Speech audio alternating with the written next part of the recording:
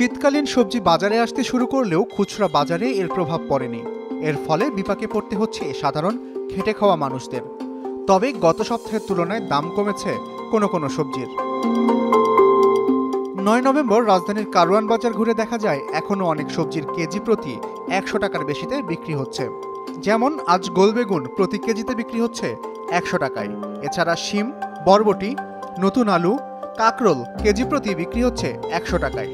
এছাড়াও করলা 120 টাকা এবং টমেটো 140 টাকা কেজিতে। শীতকালীন সবজি ফুলকপি বিক্রি হচ্ছে 40 থেকে 50 টাকা প্রতিটি। বাঁধাকপিও একই দামে পাওয়া যাচ্ছে।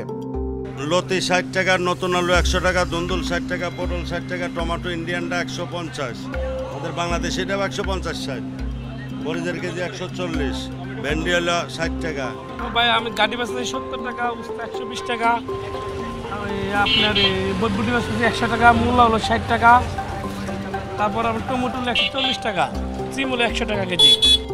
অন্যান্য সবজির দামও রয়েছে বেশ চড়া। শীতকালীন সবজির সরবরাহ থাকলেও অতিরিক্ত দাম থাকায় কিনতে হিমশিম খাচ্ছে সাধারণ মানুষ।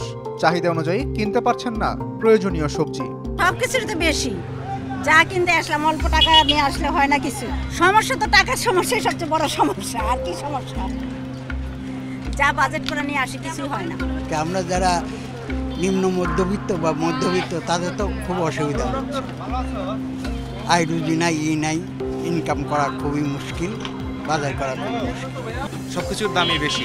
যেমন আলু আপনার এক পাল্লা হচ্ছে 320 টাকা, তারপর সিম 100 টাকা কেজি এখন আজকে, মূলা 60 টাকা,